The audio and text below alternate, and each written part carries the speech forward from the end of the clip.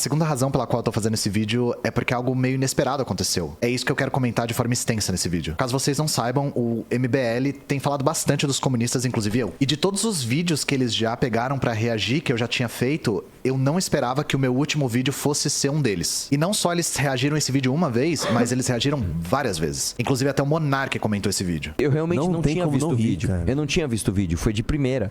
O cara falou, ó, tem um comunista que falou que tá com burnout. Eu falei, por quê? Porque ele trabalhou. Foi você, porque ele falou que ele trabalhou. Eu falei, mano, o cara trabalhou e já tá com burnout, tá ligado? Álvaro falando sobre burnout. Eu acho que tem algo de muito valioso de ver ele falando sobre isso em público. Tem uma outra entrevista. O burnout, gente, é uma doença ligada diretamente ao trabalho. Então, pra eles, a ideia de eu estar com burnout é muito valiosa, porque eles tentaram fazer colar aquela ideia de que comunista não gosta de trabalhar. De me descredibilizar. E na leitura deles, ou pelo menos no jogo de cena deles, é porque eu sou preguiçoso, é porque eu sou frágil, é porque eu sou fraco, etc, etc, etc. Um dos caminhos que eles têm utilizado pra sustentar essa tese é bastante interessante, que é o caminho do comunista ideal. Ou seja, eles criam a imagem de um comunista ideal e contrapõem essa imagem à minha.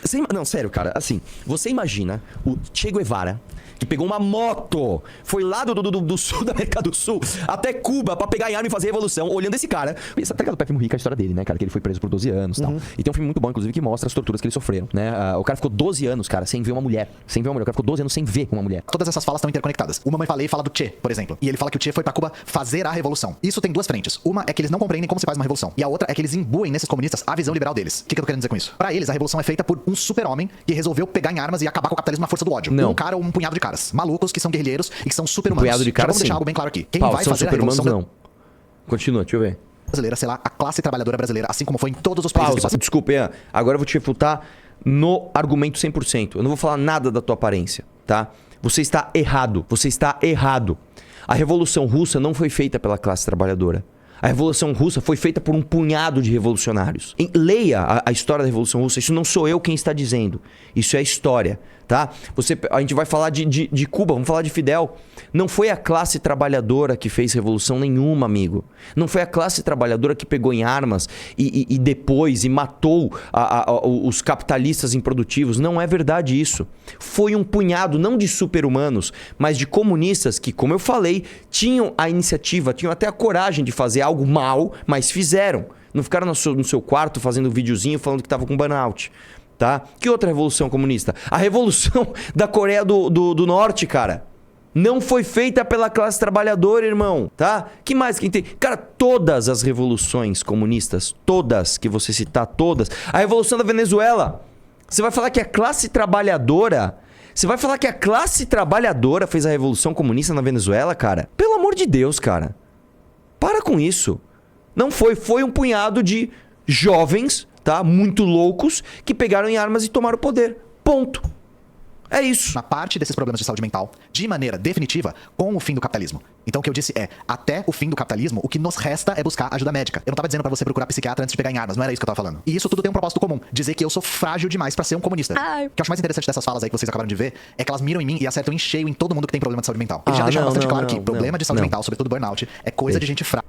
Não aguenta, é coisa de gente fresca. Eu queria fazer um relato pra vocês. É coisa Quando eu sua. publiquei uma quantidade muito grande de mensagens elogiando a minha coragem. E por que isso é considerado coragem? O Monark e o MBL acabaram de demonstrar por quê. Muitas pessoas têm muito medo de falar pelo que estão passando, por medo dessa recepção, por medo de serem humilhados, por medo de serem menosprezados, por medo de serem alvo de chacota, pelos seus familiares, pelos seus amigos, pelas pessoas ao seu redor. Eu vou reforçar isso de novo. Isso é verdade. Se você tá precisando de ajuda, procure. Você Isso não é tá verdade. sozinho, Isso você eu não é concordo fraco. com você. E dizer que você chegou nos seus limites é um ato de coragem. Eu Se você concordo tá com você preocupado nessa deixar parte. quem depende de você na mão, se um dia você entrar em colapso, aí sim que essas pessoas vão ficar na mão. Então a gente pode concluir que burnout é coisa de burguês e de burguês fresco. Gente, isso é um completo mito. Problema de saúde mental é generalizado na nossa sociedade. A questão é que as pessoas mais vulneráveis não têm acesso ao tratamento. Porque elas não têm acesso ao tratamento, as suas doenças acabam sendo invisibilizadas. Tem um estudo que o INSS fez dizendo que os acidentes de trabalho estão diminuindo, mas os problemas de saúde mental estão aumentando. O afastamento por questões de saúde mental já é o terceiro maior fator de afastamento. Eu vou deixar o link aqui da pesquisa caso vocês queiram ler. Só que eu vou um pouco além, eu como sou historiador, eu vou trazer um pouco do aporte histórico aqui. Sempre a classe dominante brasileira taxou a classe trabalhadora como preguiçosa na história do Brasil.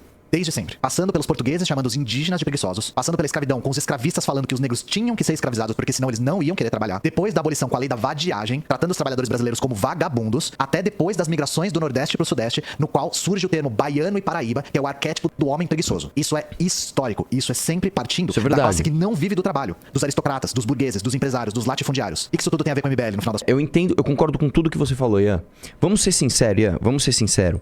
Você, Ian, você está mais similar Eu quero citar os exemplos que ele citou. Primeiro ele falou ali dos indígenas, certo? Sim. Você está mais próximo ao quê? Ao dos indígenas ou do europeu? O teu modo de vida. Depois você citou toda a classe, todo o período de escravidão aqui no Brasil, né? De navios negreiros, tal, que é diferente da escravidão de outros povos, de outros momentos da história, de guerras, etc. É diferente. Você, Ian, você está mais próximo da realidade dos escravos ou dos portugueses ou dos colonizadores? O teu modo de vida hoje. Você acorda, a tua rotina, as coisas que você tem para comer, as coisas que você tem para fazer, o dinheiro que cai na tua conta. Isso tá mais próximo da vida de um escravo ou de um colonialista europeu. Depois ele citou o povo nordestino. Sim. E é verdade isso, tá? Muitos dos nordestinos vieram para São Paulo para trabalhar e ainda foram taxados de preguiçosos, né? Inclusive muitos de nós aqui são necessariamente, inevitavelmente descendentes de nordestinos. Não só os nordestinos de fato, como o Bahia, que está aqui trabalhando e não está com burnout, como as pessoas que são descendentes de nordestinos. Ou seja, o cara é paulista, mas o avô dele era nordestino. Você está mais próximo de quem, Ian? Você está mais próximo de um nordestino que veio para São Paulo para trabalhar com uma mão na frente e outra atrás? Ou você está mais próximo daquela família que morava no Morumbi e tinha uma empregada nordestina? Vamos ser sinceros, cara. Você disse que você é historiador, eu não conheço a tua história. Provavelmente você se formou, você provavelmente teve acesso ao ensino superior. Só isso, Ian, só o fato de você ter feito faculdade já não te coloca na classe trabalhadora que você tá desenhando limites aí. Só o fato de você ter feito faculdade. Aí tem outro fato, eu não conheço a tua história, não conheço a tua vida, mas provavelmente você não é um cara que acorda todo dia às 6 horas da manhã, pega 2 horas de condução, trabalha pra caramba, depois come mal, aí chega em casa, ainda tem que estudar, Você não tá próximo a essas pessoas que você diz defender. Você não está próximo a essas pessoas que você tá taxando como, elas têm muito problema de burnout, eu também tenho, viu? Você não tá próximo dessas pessoas. Você está distante, cara, entendeu? Por isso que o teu argumento, ele tem o que você falou faz sentido, é histórico, é uma série lógica que você trouxe. Só que a tua conclusão, ela tá distorcida. Eu vou fazer uma análise séria, sem te xingar. Enquanto você falava, eu lembrei de uma história minha, tá? E fica tranquilo que eu não vou me vitimizar aqui. Falar, eu passei sede no zoológico, tá ligado? Eu não vou fazer isso. Quando eu era criança, a Globo tinha um programa que você escolhia o filme do dia seguinte. Eu sempre tive problema para dormir cedo. E esse era um dos últimos programas que passava na Globo. Então lá nos anos 90, no início dos anos 90, teve um programa lá que o filme que você escolhia eram 2. Um era um filme chegou num dia, né? Que você vai escolher o filme do dia seguinte. Um filme era um filme de herói, alguma coisa que me interessou. E o outro filme era um filme chamado... Não é o Jardim Secreto. Não é o Jardim Escondido, o Jardim Secreto. E eu lembro que na época eu falei, nossa mãe, vamos ligar porque eu quero o outro. Eu não quero esse Jardim Secreto, esse Jardim Secreto é chato. Pô, filme de época, filme, pelo amor de Deus, eu quero ver herói, quero ver, sei lá, o cara dando tiro no outro. E a minha mãe, não liga, não ligamos. E aí, era nos intervalos, né, do filme, no intervalo final, falou, o filme que ganhou foi o Jardim Secreto. E eu fiquei pistola, fiquei bravo. Falei, não acredito que não ganhou outro. Tudo bem, beleza. Chegou na vez de assistir esse filme, eu fui assistir meio contrariado. E eu assisti esse filme na Globo. E aí, enquanto eu assisti o filme, eu achei que eu não tava gostando. Sabe? Tipo, não tô gostando disso. E anos depois, vou usar uma palavra de esquerda, eu revisitei esses conceitos, né? E ressignifiquei aquela experiência pra mim de assistir aquele filme. E fui atrás do livro. E isso se aplica a você, cara. Este livro, que se chama O Jardim Escondido, se não me engano, é de uma autora, ela é mulher. E ela é do período... Se ela não for do século XIX, ela é do início do século XX. Ela escreveu esse livro, que é um livro que foi feito para ser um livro infantil, mas na verdade é um livro bem adulto. E eu vou te contar essa história, porque essa história é a tua história, cara. É a tua história. O que é esse livro? A história desse livro é o seguinte.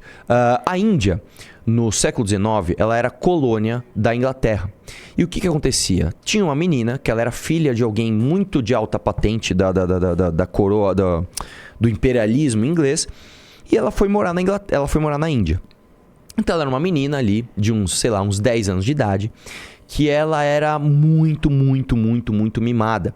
E ela vivia ali no meio da Índia e ela era vista como de uma casta superior, literalmente. Então ela tinha ali todos os serviçais ao redor dela, onde ela cuspia, ela chutava, ela batia, né, nos seus serviçais. Os serviçais eram absolutamente submissos a ela, né? E os pais dela eram muito ausentes. Então ela era uma criança que era criada pelos serviçais e os serviçais basicamente se humilhavam por ela porque eram quase escravos. E o universo dela era isso. Era ela sendo ranzinza e chata e batendo nos serviçais. Eu não lembro agora, por algum motivo, o pai dela morre. Não sei se é alguma guerra, alguma revolta, não sei. O pai dela morre.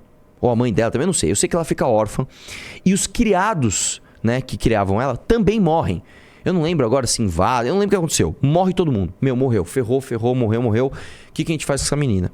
Pegam essa menina e devolvem pra família dela, se não me engano, na Inglaterra. Na Inglaterra? Que se passa? Acho que sim. E vamos lá. Quando ela chega na casa de um tio dela, que também é ausente. E ela chega nessa casa e ela é essa menina super mimada, super escrota. E ela já repara logo de cara uma coisa. Ela repara que os funcionários, os serviçais, não são de outra casta.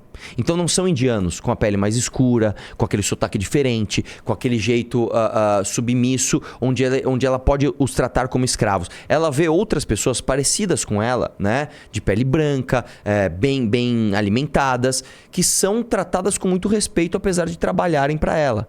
Então, pede por favor, pede com licença, você não pode bater E isso já dá um choque de realidade nela. E ela repara uma outra coisa, ela tem um primo, que é o filho do tio dela, que é um tio muito ausente. Esse tio fala muito mal, fala assim, ele é um grande herói, ele é um cara muito importante, ele é um cara muito inteligente, mas ele é um cara muito sinistro. Ele era um cara muito excêntrico, ele causava medo, né? Ele sempre andava ali rodeado de cachorros gigantes, cachorros que davam medo, e ele era muito ausente. Então ela vai pra essa casa, não vê o tio, vê esses funcionários todos e encontra o primo. E esse primo é um menino que ele é muito doente. Né? Ele é muito doente, ele não pode sair da cama, ele não pode tomar sol, ele não pode ver a janela aberta porque as correntes de vento podem matá-lo. Então ele é um menino pálido, magro, desagradável, que não consegue fazer nada sozinho, ele não consegue comer, ele não consegue escovar os dentes, ele não consegue andar. E ela conhece esse primo e ela, como ela é arrogante, ela não trata esse primo com o maior respeito. E nem os funcionários ela trata com o maior respeito. E ela começa a se ver numa situação assim, cara, tá esquisita a minha realidade, tá esquisita. E a partir disso, ela descobre que tem um jardineiro, né, que é um dos funcionários. E surpreendentemente, esse jardineiro, ele é um cara muito bem-humorado. Apesar dele ser um cara humilde, apesar dele ser um cara pobre, apesar dele ter muitos afazeres ao longo do dia, ele é um cara muito feliz, ele é um cara muito legal, ele é um cara conectado ali com os animais, com a natureza. E aí ela descobre que tem um jardim secreto. E aí ela vai um dia nesse espírito aventureiro que ela nunca tinha tido e descobre esse jardim, e ela fica com uma vontade inexplicável de cuidar desse jardim que está abandonado há muitos anos. Então ela mesma faz o trabalho que não é para ela. Ela faz o trabalho de jardinagem. Ela vai lá podar planta, ela vai lá limpar, ela vai lá fazer não sei o que lá. E ao longo disso ela vai se transformando e ela vai vendo que ela era uma pessoa absolutamente desgraçada. Ela vai vendo que ela era uma pessoa absolutamente desagradável. E ela fica com esse sentimento virtuoso de que ela está se transformando e ela quer passar isso para outras pessoas. E ela fala, vou passar isso pro meu primo. E aí tem esse primo, que ele é todo doente. Ele, não abre a janela. E ela chega, ela fala, meu, já que eu sou escrota mesmo, ela abre a janela, ela joga o moleque no sol, ela põe o moleque na cadeira de roda e leva para fora. E aí os funcionários não sabem como agir, porque, meu Deus, o moleque vai morrer.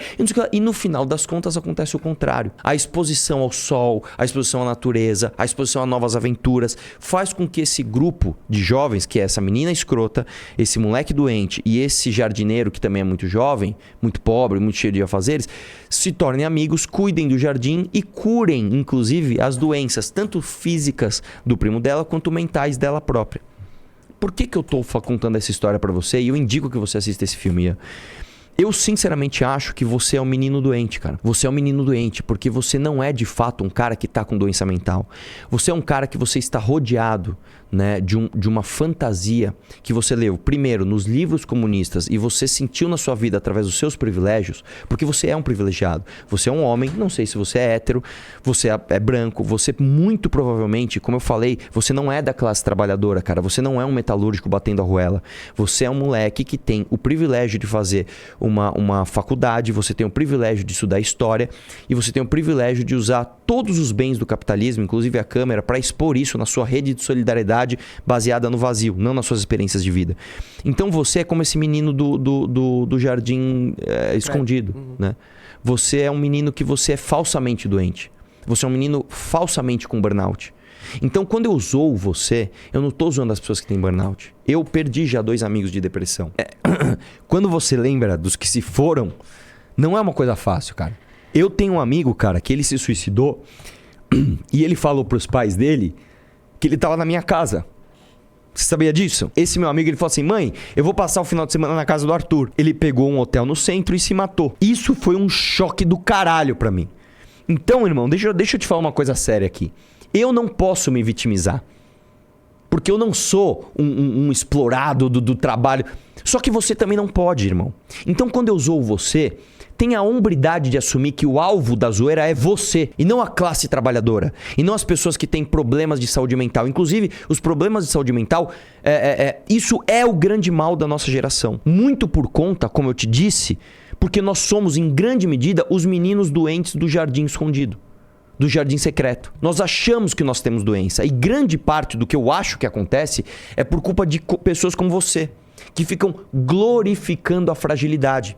Então, quando a gente olha o Kim e fala, puta, o moleque tá fudido com doença mental, e ele não para de trabalhar, ele não se vitimiza, e ele dá o jeito dele de passar por cima disso, isso é admirável. E, de novo, não por uma sociedade capitalista. Todas as sociedades humanas enxergam virtude na saga do herói, seja ela de um herói ocidental, seja ela de um herói oriental, seja ela de um grande comunista como o tio do Kim Jong-un. Então você, Ian, no fim do dia, você é um cara que você glorifica, tá? Você glorifica a fragilidade. E é por isso que você é um cara sem virtudes. E é por isso que você é um cara sem credibilidade. E é por isso que você é risível, cara. Então, o meu grande conselho pra você é, se você quer ser levado a sério, eu nem vou falar pra você deixar de ser comunista, vamos deixar isso pra depois. Se você quer ser levado a sério, assista esse filme ou leia este livro. Não, e não assiste o filme o moderno, não. Assiste o filme de 94, se não me engano, esse filme.